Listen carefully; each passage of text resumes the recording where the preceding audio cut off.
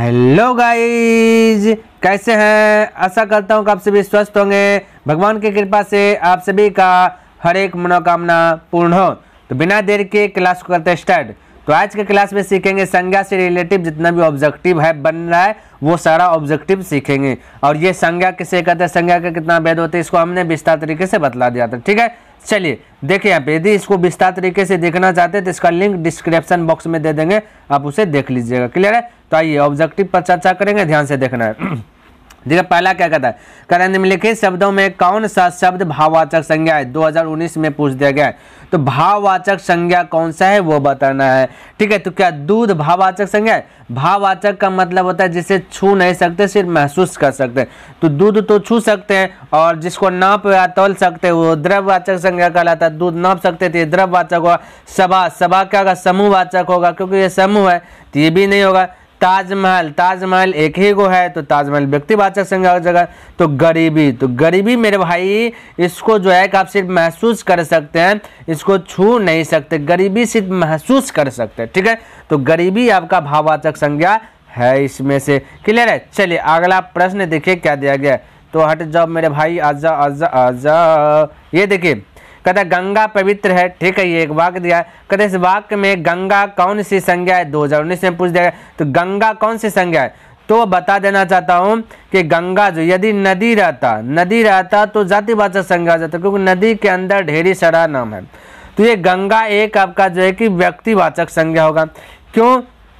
क्योंकि गंगा जो है ना आपका, गंगा पवित्र है। तो गंगा पवित्र है तो गंगा आपका जो है नाम धरा गया, कोई नदी का नाम गंगा धरा गया। गंगा, यमुना, सरस्वती ये सब नाम है, तो ये सब व्यक्तिवाचक संज्ञा। सिर्फ नदी दे देता तो जातिवाचक संज्ञा कहला। भाववाचक संज्ञा तो पता है, जो गुण है ना, भाववाचक संज्ञा गुण दिखे, छू नहीं सकते हैं। जातिवाचक संज्ञा में ये दूसरी चीज है। समूहवाचक संज्ञा बस जो झुंड है वो समूहवाचक संज्ञा। तो इसका राइट आंसर भाववाचक संज्ञा, व्यक्तिवाचक संज्ञा हो जाएगा। क्लियर है? चलिए अगला प्रश्न देखिए, ये भी 2019 में पूछा गया। देखिए ध्यान से, कहता है द्रव्यवाचक संज्ञा का उदाहरण। तो द्रव्यवाचक का मतलब क्या होता है? जिसको माप सकते हैं। क्या कहते हैं? माप सकते हैं, यानी नाप सकते हैं। तो गुच्छा नाप नहीं सकते, तो समूहवाचक संज्ञा है। झुंड है। तेल को नाप सकते, तो राइट आंसर यही तेल हो जाएगा। क्या हो जाएगा? तेल। शहर तो आपका जातिवाचक संज्ञा हो जाएगा, क्योंकि शहर के अंदर बहुत सारा चीज आएगा ना। कक्षा समूहवाचक, ना गुच्छा ना शहर ना कक्षा, तो हो जाएगा तेल, राइट आंसर। ठीक है, चलिए अगला प्रश्न देखिए, ये भी 2019 में ही पूछ दिया गया है। कहता जातिवाचक संज्ञा का उदाहरण नहीं है। कौन नहीं जातिवाचक संज्ञा? ये तो जातिवाचक संज्ञा किसे कहते हैं? जो एक समान दिखे। हमने ट्रिक भी बताया था, एक समान जो दिखे वो जातिवाचक संज्ञा कहलाएगा। जो एक समान है, ढेरी उसका वो ढेरी है लेकिन एक ही तरह दिख रहा है। जैसे गाय क्या है? गाय ढेरी गाय है लेकिन एक ही तरह दिख रहा है। गाय में भी जाति होता है, काला उजला भूरा। ये जातिवाचक संज्ञा होगा। आपसे पूछा नहीं, तो ये आंसर नहीं होगा। नदी भी जातिवाचक संज्ञा, क्योंकि नदी भी जातिवाचक संज्ञा है ना। नदी का नाम धरा जाता तब ये जातिवाचक संज्ञा नहीं होता, तो ये भी आपका राइट नहीं होगा। अच्छा शहर की बात करें तो शहर भी जातिवाचक संज्ञा हो जाएगा। क्या चीज? शहर एक शहर नहीं रहता, ढेरी शहर रहता है। ठीक है, तो ये भी आपका क्या हो जाए, जो ढेर है, जो बहुवचन है वो जातिवाचक संज्ञा। विवेकानंद एक ही है, खास है, ये आदमी का नाम है, इसलिए ये राइट आंसर विवेकानंद ही हो जाएगा। यानी कहा जातिवाचक संज्ञा कौन नहीं है? तो विवेकानंद ये जातिवाचक संज्ञा नहीं है, विवेकानंद तो व्यक्तिवाचक संज्ञा कहलाएगा। क्लियर है? तो इस प्रकार से आपका आंसर करेक्ट डी हो जाएगा। चलिए अगला प्रश्न देखते क्या कहता है। यहाँ पे देखिए, कहता निम्नलिखित में से संज्ञा का भेद कौन सा है? तो पुरुषवाचक ये तो होगा नहीं, व्यक्तिवाचक संज्ञा होता है, तो ये राइट आंसर हो जाएगा। क्लियर है? तो आपका ऑप्शन नंबर बी करेक्ट होगा। अगला क्वेश्चन देखिए, सब क्वेश्चन जो कि पूछा गया एग्जाम हॉल में। देखिए कहता है कि इन्हीं जयचंदों के कारण देश पराधीन हुआ। तो इस वाक्य में जयचंद कौन सी संज्ञा? आप बोलिएगा जयचंद नाम है, आप बोलिएगा कि सर जयचंद जो है ना नाम है, तो व्यक्तिवाचक संज्ञा हो जाएगा, करेक्ट हो जाएगा। तो मेरे भाई ये आपका यहाँ पे व्यक्तिवाचक संज्ञा आपका गलत हो जाएगा, जो अधिकतर स्टूडेंट जो है गलत कर बैठता है। तो बोलेगा सर तब व्यक्तिवाचक नहीं होगा तो क्या होगा? भाववाचक भी संज्ञा तो नहीं हो सकता है। क्यों? क्योंकि बोलेगा भाववाचक संज्ञा में तो गुण दिखना चाहिए उसमें, तो गुण नहीं है ना। तो बोलेगा तब समूहवाचक संज्ञा होगा सर, तो बोलेगा समूहवाचक भी संज्ञा सर नहीं हो सकता। क्यों? क्योंकि समूहवाचक संज्ञा नहीं हो सकता। क्यों? क्योंकि तो झुंड दिखना चाहिए, तो झुंड होगा तो समूहवाचक संज्ञा। आपसे पूछा जयचंद का तो झुंड है नहीं, है ना। तो तब क्या होगा, तो जातिवाचक संज्ञा मेरे भाई यहाँ पे करेक्ट होगा। बोलेगा सर मुझे समझ में नहीं आया कि जातिवाचक संज्ञा कैसे हुआ, तो ये समझिए मेरे भाई। कहता जयचंदों के कारण देश क्या हो गया, पराधीन हो गया। तो जयचंद एक राजा था, जयचंद एक राजा था, दो राजाओं के बीच युद्ध हुआ, तो इनमें से जयचंद के कारण ही जो है कि बहुत सारा लोग जो है कि मर गया, तो ये देश क्या गया, पराधीन हो गया। इसलिए यहाँ पे जयचंद आपका वो वाला जयचंद खाली नाम वाला नहीं है, यहाँ पे सब्जेक्ट, यहाँ पे वाक्य बनाया कि जयचंदों के कारण देश क्या हो गया, पराधीन हो गया। इसलिए ये जयचंद क्या हो गया, जातिवाचक। सिर्फ जयचंद पूछ देता, जयचंद पूछ देता ये भाई, हाँ जयचंद यदि पूछ देता तब हो जाता व्यक्तिवाचक। ये जयचंदों के कारण देश पराधीन हुआ, इसलिए जातिवाचक संज्ञा होगा। क्लियर है? तो आशा करता हूँ ये आपको अच्छी प्रकार से लर्न हो गया। अगला प्रश्न देखते फटाफट देख लेते क्या कहता है। इसमें क्या कहता है 7 में, कहता बुढ़ापे में इंसान बिल्कुल बच्चा बन जाता है। बिल्कुल सही है। तो कहता है इन वाक्य में बुढ़ापे कौन सी संज्ञा है, तो बुढ़ापे, तो जब मेरे भाई बुढ़ापे आपका भाववाचक संज्ञा होगा। बोलेगा कैसे, क्योंकि बुढ़ापे में बिल्कुल बच्चा आ जाता है, लेकिन बुढ़ापे क्या है, बूढ़ा को आप महसूस कर रहे हैं कि हम बूढ़ा हो गए। कोई व्यक्ति बूढ़ा है, वो महसूस कर रहा है, वो जान रहा है कि बूढ़ा हो गया, आप जान रहे हैं बूढ़ा हो गया, लेकिन बुढ़ापे वो चीज़ आप बुढ़ापे को नहीं छू सकते हैं, सिर्फ महसूस कर सकते हैं। तो जिसे नहीं छू सकते वो भाववाचक संज्ञा होगा। क्लियर है? चलिए अगला देखिए प्रश्न क्या दिया गया। तो यहाँ पे देखिए क्या कहता है, कहता है आजकल भारतीय पहनावे बदल गए हैं। बिल्कुल बदल गए मेरे भाई, आजकल भारतीय पहनावे। इस वाक्य में पहनावे कौन सी संज्ञा है, तो यहाँ पे वस्त्र वाला पहनावे की बात करता तो जातिवाचक संज्ञा आ जाता है। जैसे कपड़ा में जैसे शर्ट, टी शर्ट, लहंगा, चुंदरी, ये सब जातिवाचक संज्ञा आ जाता है। लेकिन पहनावे कौन सी संज्ञा है, यहाँ पे पहनावे आपका भाववाचक संज्ञा आ जाएगा, हो जाएगा। क्लियर है? तो ये भ्रम में ना रहे कि जातिवाचक संज्ञा आप टिक कर देते, तो वो गलत हो जाएगा उस कंडीशन में। ठीक है, ध्यान में रखना है। चलिए अगला प्रश्न देखते हैं क्या कहता है। अगला कहता है दक्षिण शब्द में संज्ञा है। तो दक्षिण शब्द यदि दिशा बोले देता, दिशा के अंदर आपका पूरा पश्चिम, उत्तर, दक्षिण बहुत सारा चीज आता है, तो हो जाता है जातिवाचक। लेकिन सिर्फ दिशा में से वो चुन लिया दक्षिण, तो ये हो जाएगा व्यक्तिवाचक संज्ञा आ जाएगा, जो कि दक्षिण सिर्फ एक है और खास है, जो एक और खास है वो व्यक्तिवाचक संज्ञा होता है। अगला देखिए क्या दिया गया, यहाँ पे देखिए कहता कि मेरी निर्धनता पर दया करो, भाववाचक संज्ञा चुने। तो मेरी निर्धनता पर दया करो, किस पर दया करो, निर्धनता पर, तो निर्धनता आपका हो जाएगा भाववाचक संज्ञा। निर्धनता बोले या फिर गरीबी बोले ये सब क्या होगा, भाववाचक संज्ञा होगा। क्लियर है? चलिए आगे देखिए क्या कहता है कि सफल का भाववाचक, तो सफल है ना, सफल का भाववाचक संज्ञा बनाएंगे तो ता जोड़ी देना था। हमने बताया था ता, वट, पन ये सब पीछे जोड़ता है तो भाववाचक बन जाता है। तो सफलता भाववाचक संज्ञा हो जाएगा, तो ऑप्शन नंबर सी करेक्ट हो जाएगा। क्लियर है? चलिए अगला प्रश्न देखिए क्या कहता है। अगला कहता है केजरीवाल को सफलता मिली। तो सफलता में वाक्य में सफलता कौन सी संज्ञा है, तो सफलता अभी तुरंत हमने बोला भाववाचक संज्ञा है, ये व्यक्तिवाचक नहीं भाववाचक संज्ञा है। क्लियर? 2014 में पूछ दिया गया। आगे देखिए क्या कहता है, कहता है निम्नांकित में समूहवाचक संज्ञा कौन है, तो गुच्छा क्या है, समूहवाचक। बिल्कुल गुच्छा समूहवाचक संज्ञा। बोलिए कैसे, समूह का मतलब होता है झुंड, समूह का मतलब होता है झुंड का मतलब ढेर आदमी जहाँ पे है। तो गुच्छा जब भी रहता है, जैसे चाबी का गुच्छा तो एक से ज्यादा रहता है, अंगूर का गुच्छा एक से ज्यादा रहता है, इसलिए समूहवाचक संज्ञा कहला जाएगा। क्लियर है? ध्यान में रखना ये बात भी। चलिए आगे देखिए क्या कहता है निम्नांकित में समूहवाचक संज्ञा कौन है, तो समूहवाचक संज्ञा खोज दिया, यानी कि फिर से गुच्छा वाला बात कर दिया गया। तो गुच्छा किसमें, ये जाति तो ये तो हो नहीं सकता, राष्ट्र तो हो नहीं सकता, सेना बिल्कुल होगा मेरे भाई। सेना आप देखे होंगे ना, सेना को देखे होंगे तो वो एक नहीं रहेगा, वो झुंड में ही रहता है, तो यही आपका समूहवाचक हो जाएगा। अब मित्रता तो भाववाचक होगा, तो ये भी आपका नहीं होगा। क्लियर है?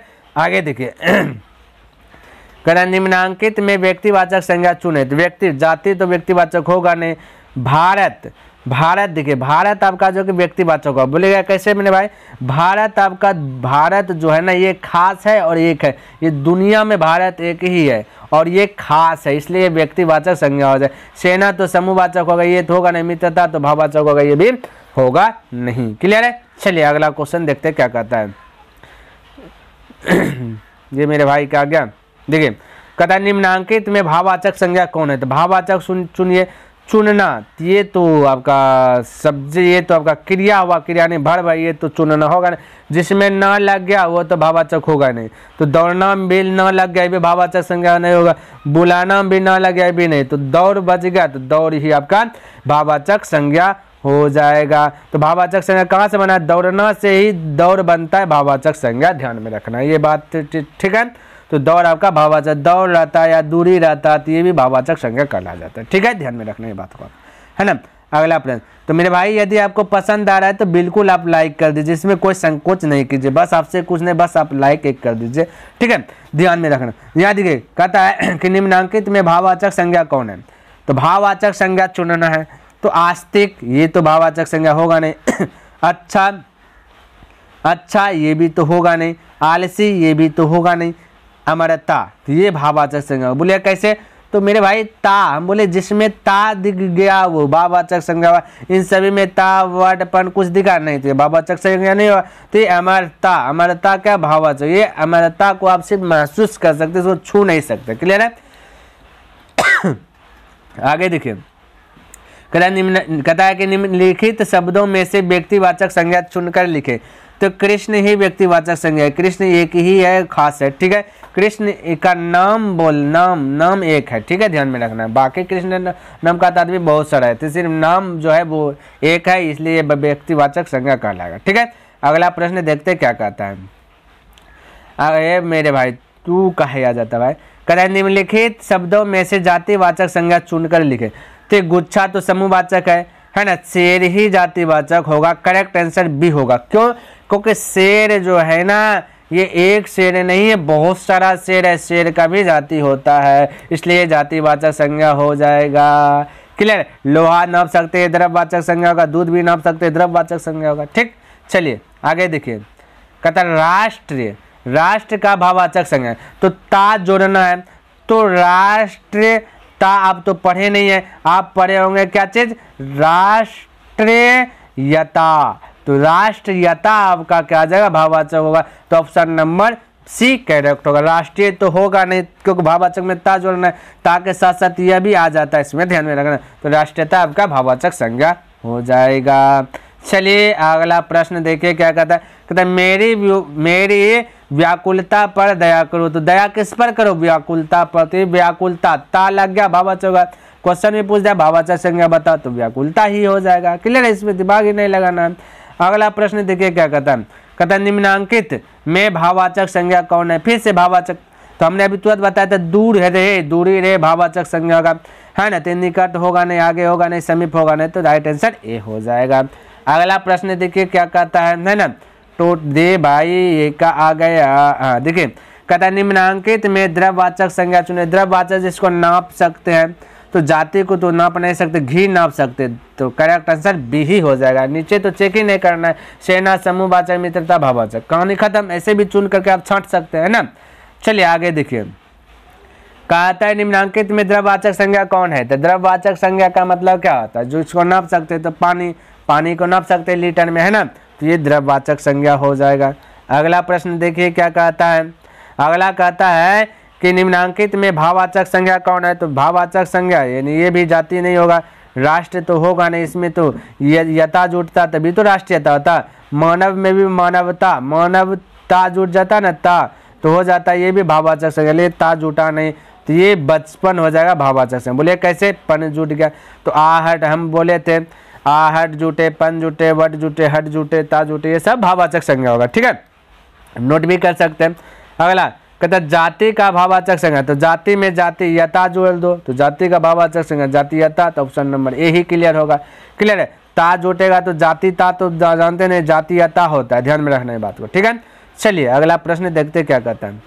कहता है कि निम्नांकित में भाववाचक संज्ञा कौन है? तो भाववाचक संज्ञा खोजना है। तो भाववाचक में ता जुटता है, तो देखिए मित्रता, तो ये डायरेक्ट आप बोल सकते हैं, डी नंबर आपका करेक्ट हो जाएगा, ठीक है। चलिए अगला प्रश्न देखते क्या कहता है। तो कहता है निम्नांकित में द्रव्यवाचक संज्ञा चुने। तो द्रव्यवाचक संज्ञा जिसको नाप सकते हैं, जाति को नापेंगे नहीं, शराब को नापेंगे, तो राइट आंसर शराब हो जाएगा। सेना तो समूहवाचक होगा, मित्रता भाववाचक होगा, आपसे द्रव्यवाचक चुना, बोला तो द्रव्यवाचक क्या हो जाएगा? जिसको नाप सकते हैं, तो शराब को नाप सकते हैं, ठीक है। चलिए अगला प्रश्न देखते क्या कहता है। कहता है संज्ञा के कितने भेद होते हैं, तभी तुरंत हमने बताया था 5 भेद होते हैं। क्लियर है। चलिए तो इसका ऑप्शन नंबर आपका डी हो जाएगा करेक्ट। अगला प्रश्न देखिए क्या कहता है। कहता है निम्नांकित में भाववाचक संज्ञा कौन है। फिर से भाववाचक जिसको महसूस कर सकते, जाति तो होगा नहीं, जाति तो होगा नहीं, अब मनुष्यता ही होगा, क्योंकि ताज उठ गया तो मनुष्यता ही होगा। ये बात ध्यान में, मानव में भी ताज उठ जाता तो ये भी हो जाता, ता नहीं जुटा तो नहीं होगा। ठीक है, तो ऑप्शन नंबर बी करेक्ट हो जाएगा। अगला क्वेश्चन देखिए क्या कहता है। कहता है निम्नांकित में जातिवाचक संज्ञा कौन है। चलिए जातिवाचक संज्ञा खोजेंगे तो जाति तो होगा नहीं, राष्ट्रीय होगा। इसका आंसर क्या हो जाएगा, राष्ट्र होगा। ठीक है, राष्ट्र के अंदर बहुत सारा लोग रहते हैं ना, तो इसलिए जातिवाचक संज्ञा हो जाएगा। अगला क्वेश्चन देखते क्या कहता है। कहता है किसी व्यक्ति, वस्तु, स्थान आदि के नामों को बोध कराने वाले शब्दों को क्या कहते हैं, संज्ञा कहते हैं। ठीक है, चलिए क्योंकि संज्ञा पढ़ रहे तो संज्ञा ही होगा ना, ये भी दिमाग लगाइए। चलिए कहता है घी, तो घी जिसको तो घी को नाप सकते हैं, तो नाप सकते वो क्या कहलाता है, ये द्रव्यवाचक संज्ञा कहलाता है, तो ये द्रव्यवाचक संज्ञा हो जाएगी। क्लियर है। चलिए अगला प्रश्न देखिए। कहता है राजा दशरथ कौन सी संज्ञा, तो राजा दशरथ नाम है आदमी का, तो ये व्यक्तिवाचक संज्ञा होगा। Correct answer C. क्लियर है। अगला प्रश्न देखिए क्या कहता है। कहता है कि शराब, तो शराब को भी नाप सकते हैं, जिसको नाप सकते वो द्रव्यवाचक, तो द्रव्यवाचक करेक्ट आंसर हो जाएगा। कहानी खत्म। आगे देखिए फटाफट अब बोलिए। कहता है किसी विशेष व्यक्ति स्थान का बोध कराने वाले शब्दों को, तो जो विशेष या खास को बोध कराता है वो व्यक्तिवाचक संज्ञा कहलाता है। क्लियर है। चलिए कहानी खत्म इसका भी।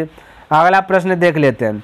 कहता है कि व्यक्ति या पदार्थों के धर्म या गुण का बोध कराने, जो गुण को बतलाता है तो वो भाववाचक संज्ञा कहलाता है। ठीक है, ये ध्यान में रखना, तो ऑप्शन नंबर सी करेक्ट हो जाएगा। अगला प्रश्न देखिए।